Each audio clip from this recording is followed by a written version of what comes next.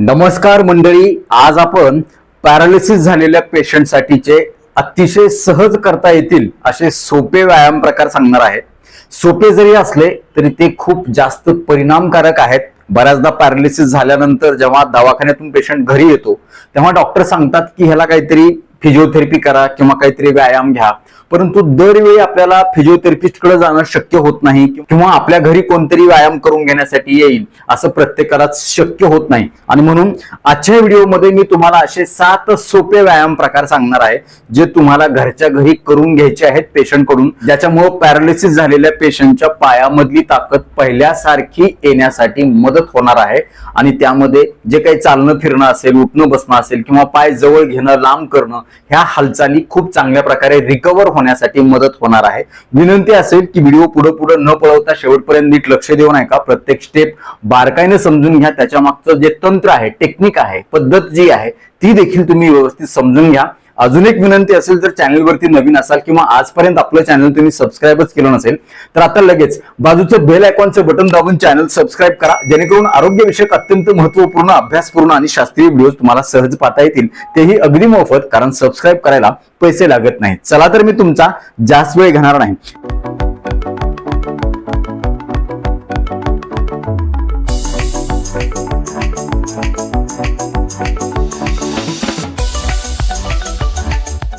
मित्र हो, सगळ्यात सुरुवातीला आपण समजून घेतलं पाहिजे की पॅरालिसिस झालेल्या पेशंटच्या कुठल्याही अवयवाचा व्यायाम करून घेत असताना त्याच फक्त अवयवांचा व्यायाम करणं गरजेचं नसतं, तर तुमच्या त्या पेशंटच्या मेंदूला चेतना मिळणं, स्टिम्युलाय मिळणं हे अत्यंत गरजेचं असतं। कारण पॅरालिसिस होतो म्हणजे पायामध्ये गडबड नाहीये, पॅरालिसिस होतो म्हणजे मेंदूमध्ये गडबड आहे।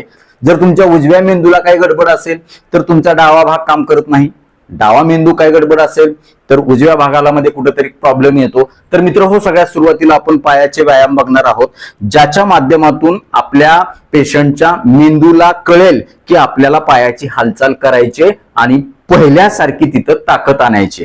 जेव्हा पॅरालिसिस होतो तेव्हा पाय पूर्णपणे लुळे पडतात, पेशंटच्या पायामध्ये कसलीही ताकद राहत नाही, पेशंटला पाय जवळ घ्या म्हणलं तरी तो जवळ घेता येत नाही, बऱ्याचदा त्याच्यामध्ये कडकपणा येतो। अशा पद्धतीनं फूट ड्रॉप्स पण असतात, म्हणजे पूर्णपणे प्लॅंटर फ्लेक्शन असतं। प्लॅंटर फ्लेक्शन म्हणजे असा पूर्णपणे पाय झालेला असतो किंवा असे पाय पूर्णपणे झालेले असतात आणि ह्याच्यामध्ये कडकपणा आलेला असतो। आणि हा कडकपणा जाण्यासाठी अगदी सुरुवातीपासूनच आपल्याला हे सोपे व्यायाम प्रकार करणं अत्यंत गरजेचं असतं। या व्यायामाने फक्त स्नायूमधली, सांध्यामधली ताकदच वाढणार नाही तर सर्क्युलेशन सुधारणार आहे आणि सगळ्यात महत्वाचं ब्रेनचा जो भाग ह्या पायाच्या स्नायूला कंट्रोल करतो त्याला देखील आपण उद्दीपित करणार आहोत, स्टिम्युलेट करणार आहोत।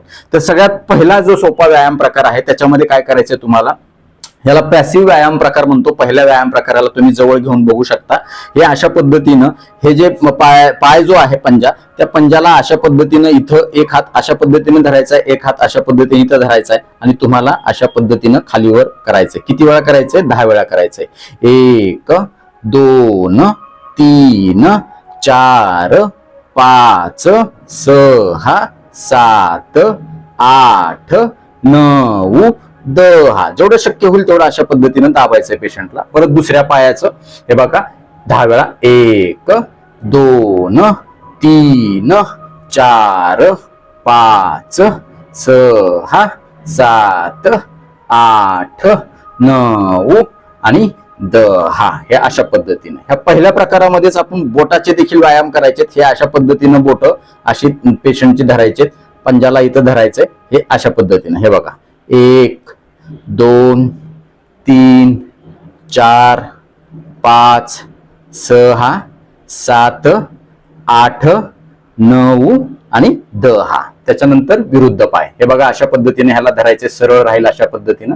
1 2 3 4 5 6, बघा तुम्ही बोट कशी धरलेली आहेत मी, 7 8 9 आणि 10। जास्तीत जास्त इकडं आणि जास्तीत जास्त आतमध्ये तुम्हाला अंगठ्याने ह्याला दाबायचंय। ह्या पहिल्या प्रकारामध्येच तुम्हाला अजून काय करायचंय, अशा पद्धतीनं पेशंटचा पाय उचलायचा आहे आणि तुम्हाला ह्या अशा पद्धतीने तुम्हाला खालून वर अशा मसाज करायचे। तुम्हाला एखादं तेल वगैरे घेऊ शकता, खोबऱ्याचं तेल तुमच्या घरामध्ये असेल तर ते तुम्ही घेऊ शकता।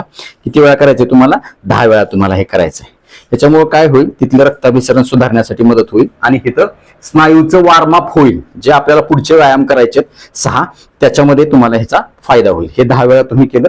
परत ह्या पायाचं हे अशा पद्धतीनं तुम्ही काय करा, 10 वेळा खालून वर अशी मसाज करा. हे खूप महत्वाचं आहे. हा झाला पहिला प्रकार. आता दुसरा सोपा प्रकार काय करायचा आपल्याला, पेशंटचे पाय आतला गुडघ्यातून दुमडायचे आहेत. पेशंट आतला पाय दुमडू शकत नाही. आपल्याला काय करायचे, आपल्या स्वतःच्या हाताने पेशंटचे पाय असे वर दुमडायचे. थोडा जर ह्याच्यामध्ये जर उचलताना तुम्हाला कडकपणा जाणवला तर हळुवारपणे तुम्हाला हे पाय जेवढा शक्य होईल तेवढा गुडघ्यातून दुमडायचा आहे. हा देखील तुम्हाला दुमडायचा आहे. आणि त्याच्यानंतर हे पाय जे आहेत तुम्ही जवळजवळ घ्यायचे, एकमेकाला चिटकवायचे इथं, हे जे पंजे आहेत ते. आणि तुम्हाला हे जे पेशंट आहे आता पॅरालिटिक असल्यामुळं ह्याच्यामध्ये काय झालंय की हे आपोआप पडायला लागले. अशा पद्धतीनं हे पडतो पाय असं पॅरालिसिस झाल्यामुळं.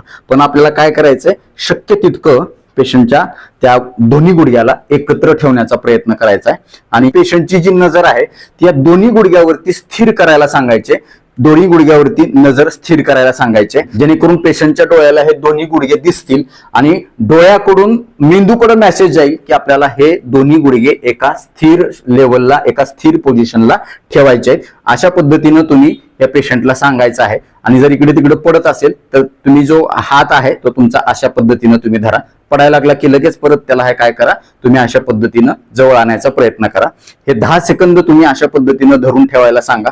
पडायला लागला की परत तुम्ही काय करा, हे अशा पद्धतीनं त्याला सपोर्ट द्या थोड्या वेळ. परत तुम्ही तो काढा, पूर्णपणे पडू देऊ नका, धरून ठेवा. अशा पद्धतीनं पहिला धरायचा प्रयत्न करा, प्रयत्न करा. व्हेरी गुड, छान. हे अशा, आणि हे धरणं अत्यंत महत्वाचं आहे, जेणेकरून इथले स्नायू याच्यामधली जी ताकद आहे गेलेली आहे किंवा याच्यावरचं मेंदूचं जे नियंत्रण आहे ते पुन्हा येण्यासाठी याच्यामुळे खूप चांगली मदत होणार आहे. माऊली फक्त तुम्हाला करून बघायचंय. याला घरातल्या कुठल्याही एका चांगल्या माणसाला तुम्ही ट्रेन करा, हा व्हिडिओ दाखवा. तर हा झाला दुसरा सोपा प्रकार. आता तिसरा सोपा प्रकार काय आहे, पेशंटचे पाय आपल्याला काय करायचे, आता सरळ करायचे. आणि सरळ केल्याच्या नंतर तुमची जी 2 बोट आहेत ही उजव्या हाताची, ती पेशंटच्या टाचेखाली तुम्हाला द्यायची आहेत. अशा पद्धतीनं हे बघा, तुम्ही बघू शकता. हे बघा, हे दिसते तुम्हाला, हे पेशंटच्या टाचेखाली ही 2 बोट अशा पद्धतीनं तुम्हाला धरायची आहेत. हे अशा पद्धतीनं. आणि पेशंटचा जो पंजा आहे तो तुमच्या हाताला लागला पाहिजे अशा पद्धतीनं.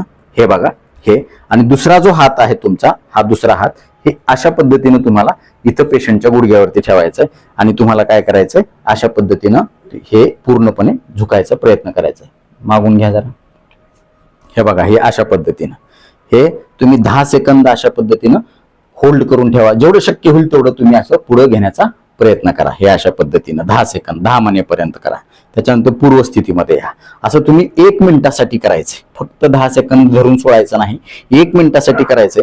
कारण हे जे सिनर्जी आहे किंवा एकाच ठिकाणी तो पाय जाऊन बसतो एकाच पोझिशनला, किंवा कडकपणा, स्पास्टिसिटी जी आहे ती पूर्णपणे कमी होण्यासाठी मदत होईल. पायातली गेलेली जी टोन आहे, जो लुळेपणा आहे, तो कमी होण्यासाठी मदत होईल. टोन तिथली काय होईल, सुधारली जाईल. ही अशा पद्धतीनं. परत दुसऱ्या पायाला पण सेम तशाच पद्धतीनं करायचं तुम्हाला.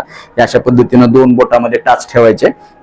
पूर्ण पेशंटचा जो पाय आहे तो अशा पद्धतीने लावायचा. हे अशा पद्धतीनं 10 सेकंद धरून ठेवा.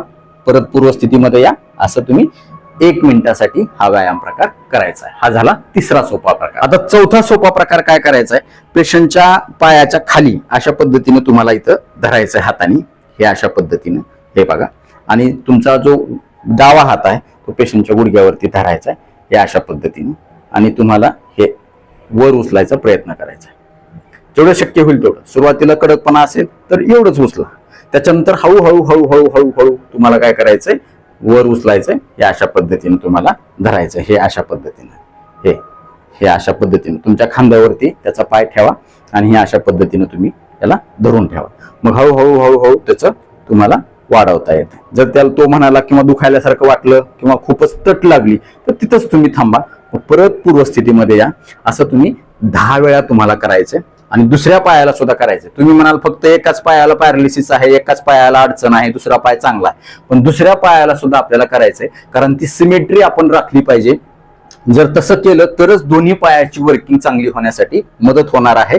हा जो चौथा प्रकार आहे त्याच्यामध्ये मी तुम्हाला काय सांगितलंय, हे आपल्याला ही लेग रेज करायचा आहे. लेग रेज टेस्ट म्हणतो आपण ह्याला. स्पास्टिसिटी कमी होते, पायामध्ये लवचिकता येते. हे अशा पद्धतीने हळूहळू हळूहळू हळू 90 डिग्री येण्यासाठी काय होईल, आपल्याला मदत होईल आणि मग तुम्हाला ह्याला सोडायचंय हळूहळू. हे अशा पद्धतीने हे ताण बसणं, हा स्ट्रेच बसणं खूप महत्वाचं आहे, जेणेकरून पायाची आखड पूर्णपणे कमी होईल, पाय आखडून जाणार नाही किंवा वाकडा होणार नाही. बहुतांश वेळेला पेशंट चालताना, ज्याला आपण चालायचा प्रयत्न केला तर चालताना पेशंट कसा चालतो, मग असा गोल पाय टाकून चालतो.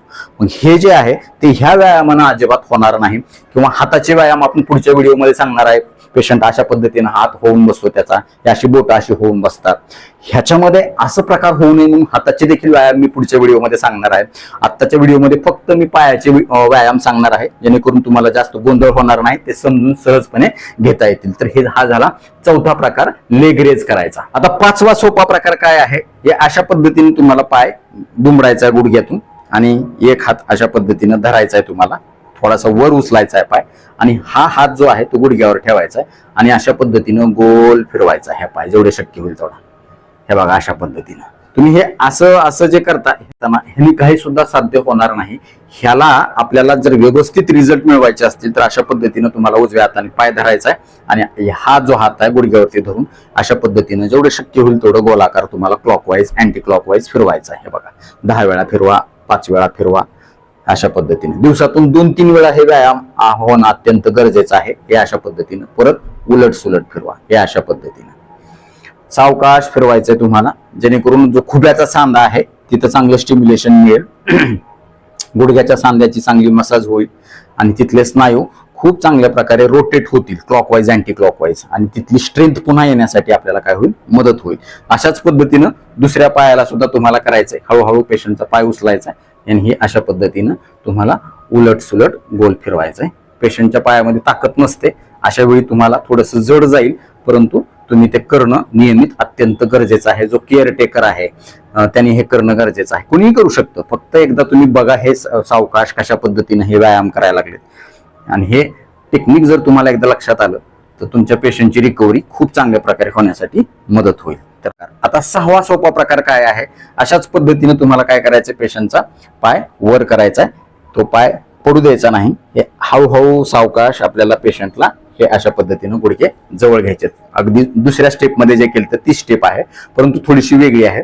याच्यामध्ये काय करायचं, तुम्हाला पेशंटचे पाय जे आहेत हे अशा पद्धतीनं गुडघे एकमेकापासून तुम्हाला दूर करायचा प्रयत्न करायचा आहे, जेवढं शक्य होईल तेवढं. हे अशा पद्धतीनं आणि पेशंटला ते धरून ठेवायला सांगायचंय, धरून ठेवायला सांगायचंय.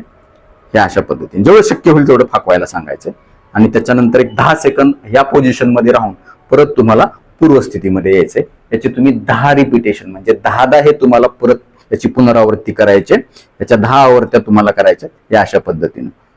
याच्यामुळे काय होईल की मांड्याच्या बाहेर आणि आतमध्ये गेलेली जी स्ट्रेंथ आहे ती पुन्हा येण्यासाठी किंवा लघवीच्या तिथलं कंट्रोल येण्यासाठी किंवा संडासच्या जागेवरचा कंट्रोल पुन्हा येण्यासाठी देखील याच्यामुळे आपल्याला काय होणार आहे, मदत होणार आहे.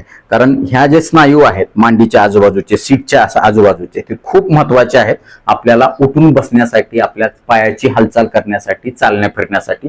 अपेक्षित काय असतं की सुरुवातीला पेशंटची रोजची दिवसभराची जी त्याची स्वतःची जी कामं आहेत, शौचासला जाणं, बाथरूमला जाणं, उठबस करणं, थोडीफार एवढी जरी झाली तरी आपल्याला खूप चांगली मदत होऊ शकते याच्यामुळं, या सगळ्या व्यायामामुळे. तर हा झाला कितवा प्रकार, 6वा प्रकार. हे अशा पद्धतीनं धरून ठेवायचं, फाकून ठेवायला सांगायचं पेशंटला आणि त्याच्यानंतर आपल्याला काय करायचं, पेशंटचा कधी कधी पॅरालिसिस मध्ये काय होतं, पाय गळून पडतो अशा पद्धतीने. हे बघा हे असं पाय घसरत जातो, परंतु तो घसरणार नाही ह्याची देखील आपल्याला काळजी घ्यायची, थोडासा सपोर्ट द्यायचा या अशा पद्धतीने आणि परत तुम्हाला पूर्वस्थितीमध्ये यायचे. हे 10 रिपिटेशन ह्याची 6व्या व्यायाम प्रकार करायचा. आणि आता शेवटचा सोपा व्यायाम प्रकार, 7वा व्यायाम प्रकार काय करायचा आपल्याला, अशा पद्धतीनं पेशंटचे पाय जवळ घ्यायचे जेवढे शक्य होईल तेवढे आणि पेशंटच्या ह्या गुडघ्याच्या इथं असं धरायला सांगायचंय आणि पेशंटला सीट उचलण्याचा प्रयत्न करायला सांगायचा. हे अशा पद्धतीने उचलण्याचा प्रयत्न करायला सांगायचे. ब्रिज पोज म्हणतो आपण ह्याला. याच्यामुळे काय होईल, मणक्याच्या तिथं चांगलं स्टिम्युलेशन मिळेल आणि त्या स्टिम्युलेशन मुळे मेंदूची देखील ताकद वाढण्यासाठी मदत होईल. आपण थोडासा सपोर्ट घेऊन ह्याला असं उचलू शकता जेवढं शक्य होईल तेवढं. त्याच्यानंतर परत पूर्वस्थितीमध्ये यायला सांगायचं आणि त्याच्यानंतर हळूहळू उठायचं जेवढं शक्य होईल तेवढं. त्याला फक्त स्टिम्युलाय द्यायचं आपल्याला मेंदूला. एखाद्या पेशंटला उठताच येत नाही तर नो प्रॉब्लेम, परंतु त्याला सांगायचंय तुम्हाला हे वर उचलायचंय म्हणून. कारण याच्यामुळे काय होईल की मेंदूपर्यंत सिग्नल जाईल की बाबा आपल्याला काहीतरी करायचंय. बघा लक्षात ठेवा, जर तुम्ही त्याची हालचाल केली नाही एखाद्या पॅरालिसिस झालेल्या भागाची अशा पद्धतीने शास्त्रोक्त, तर मेंदू वरचेवर त्याच्याकडे दुर्लक्ष करतो, ज्याला आपण युनिलॅटरल किंवा बायलॅटरल निग्लेक्टन्सी असं म्हणतो. एखादा काम करत नाही मग त्याला तसंच पडू द्या असं म्हणून मेंदू त्याला दुर्लक्ष करायला लागतो ना आजार वरचेवर वाढायला लागतो. परंतु ह्या शास्त्रोक्त हालचाली करण्यासाठी तुम्ही पेशंटला प्रयत्न करण्यासाठी प्रोत्साहन जर दिलं तर तुमच्या मेंदूला, त्या पेशंटच्या मेंदूला प्रोत्साहन मिळतं. आणि मेंदूला प्रोत्साहन जर मिळालं की मग सगळे स्नायू पहिल्यासारखे येण्यासाठी, त्यातले सिग्नल पुन्हा पहिल्यासारखे येण्या जाण्यासाठी खूप चांगली शास्त्रोक्त मदत होईल. तर हा 7वा प्रकार जो आहे ब्रीज पोज, अशा पद्धतीने पेशंटला वर उचलायचा प्रयत्न करायला सांगायचा. 10 रिपिटेशन ह्याचे तुम्ही करू शकता. तर नक्कीच आजपासून हे 7 सोपे व्यायाम प्रकार पॅरालिसिस झालेल्या पेशंटच्या पायामध्ये पहिल्यासारखी ताकद आणण्यासाठी तुम्हाला 100% नैसर्गिकरित्या मदत करणार आहे. मात्र अट एकच आहे की याच्यामध्ये सातत्य असलं पाहिजे. हे व्यायाम तुम्ही व्यवस्थित शिकून घेतले पाहिजे, अगोदर त्याचं तंत्र शिकून घेतलं पाहिजे आणि दररोज त्याच व्यक्तीने हे व्यायाम प्रकार करून घेतले पाहिजेत. जर तुम्ही औषध गोळ्यासाठी पैसे खर्च करत असाल किंवा अजून काही गोष्टी पेशंटसाठी करत असाल, काही इन्स्ट्रुमेंट तुम्ही आणत असाल, तर त्याच्याही पेक्षा जास्त महत्वाचं आहे त्या पेशंटच्या ब्रेनला अशा व्यायामाच्या माध्यमातून चेतना देणं, स्टिम्युलाय मिळणं, उत्तेजना मिळणं, जेणेकरून रिकव्हरी खूप चांगली होण्यासाठी मदत होणार आहे. तर आजपासून अशा पद्धतीचे व्यायाम करायला कोण कोण सुरुवात करणार आहे? तुमच्या घरामध्ये असं पॅरालिसिस पेशंट आहे का? तुम्ही कशा पद्धतीने त्याची काळजी घेता? काय अडचणी आहेत या देखील तुम्ही आम्हाला कमेंट बॉक्समध्ये आवर्जून कळवा. तर मित्रहो, नक्कीच हा व्हिडिओ तुम्हाला उपयुक्त वाटलाच असेल याची मला 100% खात्री आहे. व्हिडिओतली एक जरी गोष्ट तुमच्यासाठी महत्वाची कामाची वाटली असेल तर कृपया लाईकचं बटन न दाबता पुढे जाऊ नका. कारण जेव्हा तुम्ही आवर्जून लाईक करता तेव्हा आम्ही आवर्जून वेळ काढून व्हिडिओ बनवल्याचं आम्हाला समाधान मिळतं, सार्थक झाल्याचं वाटतं. यासोबतच हा व्हिडिओ आपल्या जास्तीत जास्त पॅरालिसिस झालेल्या मित्र नातेवाईकांना शेअर करा, जेणेकरून त्यांना देखील पायाची ताकद पुन्हा मिळवण्यासाठी शास्त्रोक्त पद्धतीने नैसर्गिक मदत होईल. ते तुम्हाला थँक्यू म्हणतील, मला देखील दुवा देतील, छान छान आशीर्वाद देतील. यासोबतच आरोग्याच्या बाबतीमध्ये तुमच्या मनामध्ये काही प्रश्न शंका असतील आणि माझ्याकडून तुम्हाला वैयक्तिक सल्ला, मार्गदर्शन, उपचार हवे असतील तर खाली दिलेल्या व्हॉट्सअप नंबरवरती आम्हाला हाय किंवा नमस्कार असा मेसेज पाठवा. यासोबतच आमच्या या आरोग्यविषयक कामाला तुम्हाला खरंच मनापासून सपोर्ट करण्याची इच्छा असेल तर आजच आपलं चॅनल जॉईन करा. परत एकदा जाता जाता आठवण करून देतो, विनंती करतो, चॅनल सबस्क्राईब केलं नसेल तर आता लगेच सबस्क्राईब करा. आपल्या मित्र नातेवाईकांना देखील आवर्जून सबस्क्राईब करायला सांगा. कारण तुम्ही केलेलं सबस्क्रिप्शन, तुम्ही केलेल्या लाईक्स आणि तुम्ही केलेल्या छान छान कमेंट्स हेच आमच्यासाठी टॉनिक असतं. ज्या टॉनिकच्या बळावर, जोरावर या पुढच्या काळामध्ये आम्ही अजून चांगले आरोग्यविषयक शास्त्रीय माहिती देणारे व्हिडिओ बनवू, त्यासाठी आम्हाला प्रेरणा मिळेल. तुर्तास आजच्या व्हिडिओमध्ये इथंच थांबूया. लवकरच भेटूया नवीन व्हिडिओमध्ये नवीन विषयासह. तोपर्यंत आनंदी रहा, निरोगी रहा. धन्यवाद. रामकृष्ण हरी माऊली.